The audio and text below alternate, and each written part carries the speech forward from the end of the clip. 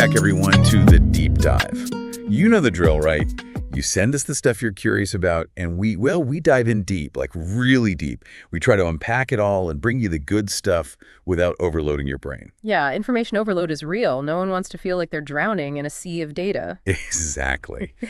Today's deep dive is a bit different. We're looking at another powerful story from Rainrose Media on YouTube. This one's titled, The Stranger #, Peace Off, #neglected, #predator, #wolf in sheep's clothing, #through the darkness. I don't know about you, but those hashtags alone, kind of give you chills. They really do. And what's incredible about Rainrose's work is that she takes these really, really tough personal experiences and weaves them into these just captivating narratives. Yeah, like masterclass in storytelling, for sure. And what gets me every time is she never, ever plays the victim. There's this, resilience, this strength that shines through even when she's talking about, some pretty dark stuff. And she always seems to find this purpose, like she's turning pain into something meaningful. That's what makes her videos so impactful. It's like instead of wallowing, she's using her past to, help others, to raise awareness. And it's incredibly effective. Okay, so this particular story takes us to Montreal.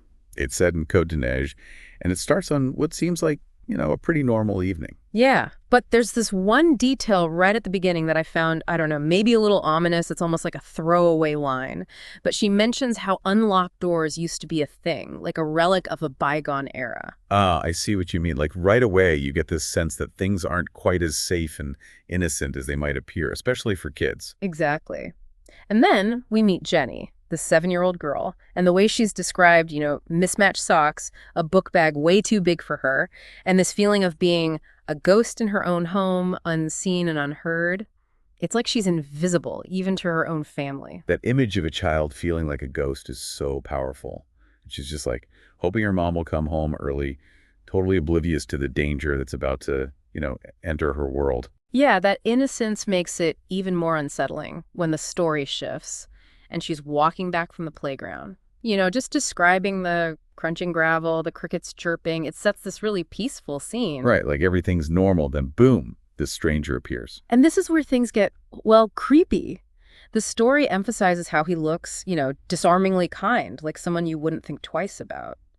But underneath that, there's this darkness, this sense of a predator camouflaged as just a concerned adult. It's a good reminder that, danger doesn't always come with a warning label, It can look totally harmless, which makes it even more insidious. Absolutely. And then there's the tact he uses, right? This whole made-up story about a lost puppy. It plays right into that natural empathy that kids have, that desire to help. It's just so manipulative. Ugh, makes you sick to your stomach, Like preying on a child's kindness.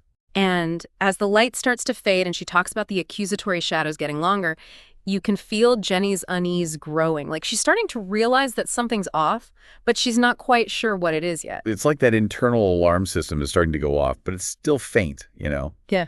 Then there's this turning point where she remembers what her teacher said about strangers. Right, that's when it clicks, the realization that it was all a lie. That's when the fear really kicks in. The way she describes trying to walk away and then feeling his grip, it's just chilling. It's like in that instant, all her innocence, all that trust is shattered. The tension just explodes from there. She runs, and the way she describes the panic, the adrenaline, it's like you're right there with her, feeling your heart pounding. And then the chase through the shadows, the footsteps behind her, it's so cinematic. Yeah, it's like something out of a thriller. And then she reaches her building, and she's fumbling with the buzzers, and there's this deafening silence, and you can feel her desperation, her isolation. The way she describes that merciful click when the buzzer finally works, it's like this tiny moment of relief in this just terrifying situation. But even then, the danger isn't over. She runs to Miss Stella's apartment, which she sees as this, potential safe haven, sanctuary in the storm. But even that's just a temporary reprieve. Yeah, it's like a false sense of security. Miss Stella's there for her, calls the police, which is great. But then she has to go back to her own apartment, and that's when things take another really dark turn. The way she describes her stepfather standing in the doorway, his presence being more menacing than the shadows outside. It's like, whoa, the real danger was waiting for her at home all along. That's when the wolf in sheep's clothing idea really hits you, Yeah. The stranger was scary, but he was a visible threat. The stepfather represents this hidden danger, someone who's supposed to be a protector but is actually a source of fear. And it's not just fear. right? It's this constant underlying menace, this feeling that something awful could happen at any moment. She describes his anger as a venomous cloud threatening to burst, which is just like terrifying imagery. It's a powerful reminder that for some kids, home isn't a safe place at all. It's like the opposite, a place where they're constantly on edge, walking on eggshells. And the ending, oh man, it's heartbreaking. The sterile fluorescent light of her apartment becomes this symbol of her lost innocence. It's like that night permanently stained her world, a constant reminder of the darkness she encountered. But here's the thing, and we've touched on this before, even with this really heavy subject matter, Rainrose never lets it become a pity party.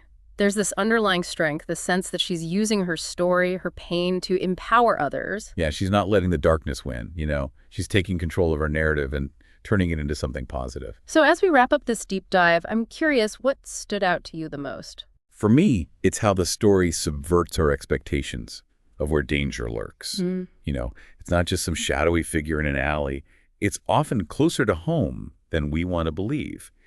And the way it highlights the vulnerability of children, it's both heartbreaking and thought-provoking. I think what gets me is how it forces us to re-examine our ideas about safety. We tend to think of it as this external thing, like if we avoid certain places or people, we'll be fine. But this story shows us that danger can be much more insidious, much more hidden. Absolutely. It's a reminder that we need to be vigilant, not just for ourselves, but for the people around us, especially children who might not be able to recognize or articulate the threats they face. And for our listeners out there, we'd love to hear your thoughts. How does this story make you think about safety in the places where we find or don't find it? And how do the stories we tell about our own experiences, whether good or bad, shape our understanding of the world and our place in it? Go check out the full video from Rainrose Media, and let's continue the conversation. Thanks for joining us on another Deep Dive. Until next time.